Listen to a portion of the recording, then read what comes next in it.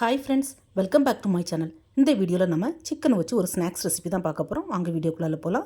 அதுக்கு முன்னாடி நம்ம சேனலில் ஃபஸ்ட் டைம் பார்க்குற வியூஸ் ப்ளீஸ் சப்ஸ்கிரைப் பண்ணி வச்சுக்கோங்க. அப்போ தான் நான் போட்ட வீடியோஸ் எல்லாமே மிஸ் ஆகாமல் உடனே உங்களுக்கு நோட்டிஃபிகேஷனில் வரும்.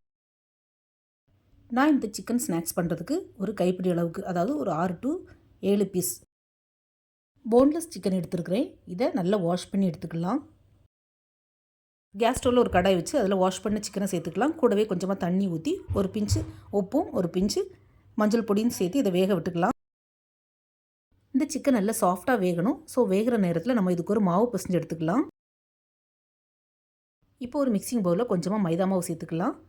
மைதா மாவு தான் சேர்க்கணும். கூடவே ஒரு பிஞ்சு சால்ட்டு, கொஞ்சமாக எண்ணெய், அப்புறம் தேவையான அளவு தண்ணி ஊற்றி நம்ம பூரி மாவு பிசைகிற மாதிரி பிசைஞ்சு எடுத்துக்கலாம். மாவு பிசையும் போது ரொம்ப கட்டியாக இல்லாமல் கொஞ்சம் தளர்த்தியாக, அதாவது சாஃப்டாக பிசைஞ்சு எடுத்துக்கோங்க. அப்போ தான் நமக்கு ஸ்நாக்ஸ் நல்ல கிறிஸ்பியாக கிடைக்கும். மாவை இந்த மாதிரி நல்லா அழுத்தி பிசைஞ்சு எடுத்துக்கோங்க. பிசைஞ்ச மாவை ஒரு 15 to 20 மினிட்ஸ் மூடி வச்சுக்கலாம். இப்போ சிக்கனும் நல்லா வெந்துடுச்சு. தண்ணியை வடிச்சிட்டு கொஞ்சம் ஆற விட்டுக்கலாம். ஆறுனதுக்கப்புறமா இந்த சிக்கனை வளர்த்தி நம்ம உறுத்தெடுக்கணும். சிக்கன் நல்லா ஆறுனதுக்கப்புறமா கை வச்சு தான் உறுத்தெடுக்கணும். மிக்சியில் போட்டு எக்காரணத்தை கொண்டு அரைச்சி எடுத்துடக்கூடாது. சிக்கனை மிக்சியில் போட்டு அரைச்சா நமக்கு களி மாதிரி ஆயிரும். ஸோ ஸ்நாக்ஸ் நல்லா இருக்காது. சிக்கனை இந்த மாதிரி பொடி பொடியாக உதிர்த்து எடுத்துக்கலாம். வேக வச்ச சிக்கனால் உதிர்க்கிறதுக்கு நமக்கு ஈஸியாக இருக்கும். இப்போ உதிர்த்து அந்த சிக்கனை ஓரமாக வச்சுக்கலாம். கேஸ் ஸ்டவ்வில் ஒரு கடாய் வச்சு அதில் கொஞ்சம் எண்ணெய் சேர்த்துக்கலாம். எண்ணெய் சூடானதும் அதில் 2 துண்டு பட்டை, ஒரு அரை ஸ்பூன் சீரகம், அரை ஸ்பூன் சோம்பு சேர்த்து பொரிய விட்டுக்கலாம். ஃப்ரெண்ட்ஸ், நான் சிக்கன் கம்மியாக எடுத்துருக்கிறதுனால எல்லா இன்க்ரீடியன்ஸுமே கொஞ்சம் கம்மியாக ஆட் பண்ணுறேன். நீங்கள் ஜாஸ்தியாக போட்டு பண்ணுறதா இருந்தால் கொஞ்சம் கூடுதலாக ஆட் பண்ணிக்கோங்க. அதுக்குன்னு மசாலா நிறைய சேர்க்க வேண்டாம். மசாலா ஃப்ளேவர் கொஞ்சம் மைல்டாக இருந்தால் தான் இந்த ஸ்நாக்ஸ் சாப்பிட்றதுக்கு நல்லாயிருக்கும். இப்போ இது கூடவே ஒரு பாதி வெங்காயம் கட் பண்ணி வச்சுருக்கிறேன் பொடி பொடியாக, அதை ஆட் பண்ணிக்கலாம். வெங்காயத்தை சேர்த்து லைட்டாக வதக்கி விட்டதுக்கப்புறமா கொஞ்சமாக இஞ்சி பூண்டு பேஸ்ட் ஆட் பண்ணிக்கலாம். இஞ்சி பூண்டு ஆட் பண்ணதுக்கப்புறமா நம்ம உறுத்து வச்சுருக்க சிக்கனை இது கூட ஆட் பண்ணிக்கலாம். சிக்கனை சேர்த்து லைட்டாக வதக்கி விட்டுக்கலாம். இதுக்கப்புறமா நம்ம மசாலாலாம் ஆட் பண்ண வேண்டியிருக்குது. கொஞ்சமாக மஞ்சள் தூள், அப்புறம் ஒரே ஒரு பச்சை மிளகா நான் சின்ன சின்னதாக அந்த மாதிரி கட் பண்ணி வச்சுருக்கிறேன், அதையும் ஆட் பண்ணிக்கலாம். கூடவே ஒரு ஸ்பூன் அளவுக்கு மிளகாத்தூள், அரை ஸ்பூன் மல்லித்தூள் சேர்த்து நல்லா மிக்ஸ் பண்ணி விட்டுக்கலாம். மசாலா சேர்த்து மிக்ஸ் பண்ணதுக்கப்புறமா சிக்கன் இந்த மாதிரி நல்ல ஒரு கலர்ஃபுல்லாக கிடைக்கும். சிக்கன் இந்த மாதிரி நல்லா மிக்ஸ் பண்ணி விட்டதுக்கப்புறமா கொஞ்சமாக கரம் மசாலா அல்லது சிக்கன் மசாலா ஆட் பண்ணிக்கலாம். கூடவே கொஞ்சம் பொடியாக கட் பண்ண மல்லித்தழை, கொஞ்சம் பொடியாக கட் பண்ண புதினாவும் சேர்த்து நல்லா பரட்டி விட்டுக்கலாம். ஃப்ரெண்ட்ஸ், புதினாவை ஸ்கிப் பண்ணாமல் சேர்த்துக்கோங்க. இந்த சிக்கன் பப்ஸுக்கு புதினா ஃப்ளேவர் ரொம்பவே நல்லாயிருக்கும். எல்லாம் சேர்த்து நல்லா மிக்ஸ் பண்ணதுக்கப்புறமா கேஸை ஆஃப் பண்ணிடலாம். இப்போ இன்னொரு சின்ன பவுல் எடுத்துக்கலாம். அதில் 1 to 1.5 ஸ்பூன் மைதா மாவு ஆட் பண்ணிக்கலாம். கூடவே ஒரு ஸ்பூன் நெய், ஒரு ஸ்பூன் எண்ணெய் சேர்த்து நல்லா மிக்ஸ் பண்ணி விட்டுக்கலாம். இந்த மைதா மாவு மிக்ஸிங்க்கு தனி எண்ணெய் அல்லது தனி நெய் கூட ஆட் பண்ணிக்கலாம். ஆனால் தயவு செஞ்சு தண்ணி மட்டும் ஆட் பண்ணிடக்கூடாது. மைதா மாவை இந்த மாதிரி கட்டி பேஸ்ட்டாக மிக்ஸ் பண்ணி எடுத்து வச்சுக்கலாம். இப்போ நம்ம பிசைஞ்சு வச்சிருந்த மாவை சப்பாத்தி மாதிரி தேய்ச்சி எடுக்கணும். நான் பிசைஞ்ச மாவு எனக்கு ஒரு 3 சப்பாத்திக்கு இருந்தது. இதை தனித்தனியாக ரொம்ப தின்னாக சப்பாத்தி மாதிரி தேய்ச்சி எடுத்துக்கலாம்.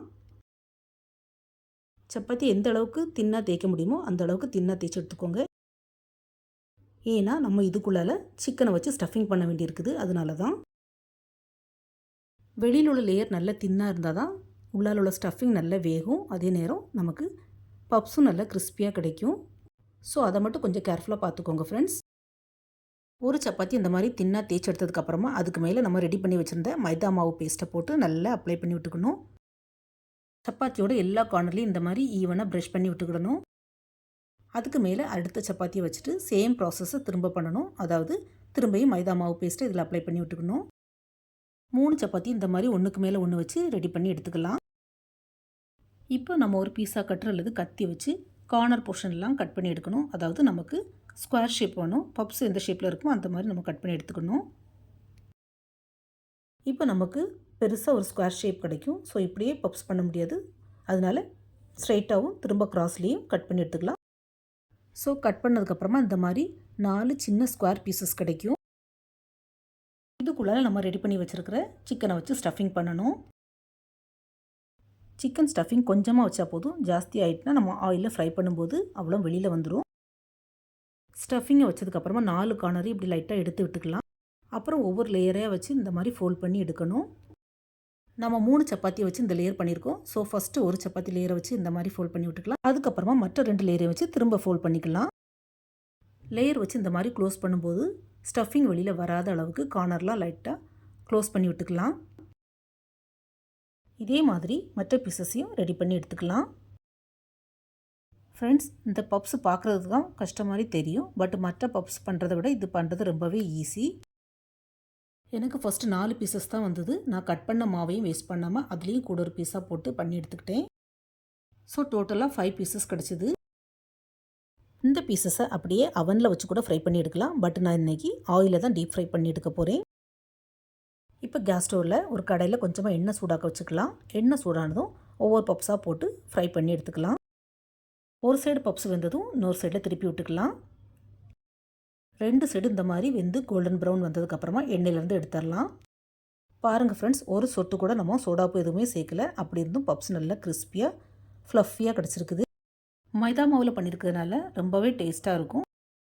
ஸோ கிட்ஸ் மட்டும் இல்லை, எல்லாருமே விரும்பி சாப்பிடுவாங்க. இந்த வீடியோவை பார்த்ததோடு விடாமல் நீங்களும் வீட்டில் கண்டிப்பாக ட்ரை பண்ணி பாருங்கள். வீட்டில் மைக்ரோவேவ் இல்லைனாலும் இந்த மாதிரி ஆயிலில் கூட நீங்கள் டீப் ஃப்ரை பண்ணி சிக்கன் பப்ஸ் பண்ணலாம். ஃப்ரெண்ட்ஸ், நான் சிக்கன் வச்சு வேறையும் நிறைய ஸ்நாக்ஸ் அண்ட் ரெசிபிஸ் அப்லோட் பண்ணியிருக்கிறேன். என்னுடைய சேனலில் போய் செக் பண்ணிக்கோங்க. அதுலேயும் போன்லெஸ் சிக்கன் வச்சு யூனிக்கான சிக்கன் துவரன் வீடியோ அப்லோட் பண்ணியிருக்கிறேன். கண்டிப்பாக செக் பண்ணி பாருங்கள் ஃப்ரெண்ட்ஸ், உங்களுக்கும் பிடிக்கும். இந்த சிக்கன் பப்ஸ் வீடியோ உங்களுக்கு பிடிச்சிருக்குன்னு நினைக்கிறேன். பிடிச்சிருந்தா மறக்காமல் நம்ம சேனலை லைக், ஷேர் அண்ட் சப்ஸ்கிரைப் பண்ணுங்கள். தேங்க்ஸ் ஃபார் வாட்சிங். See you soon in the next video. Bye.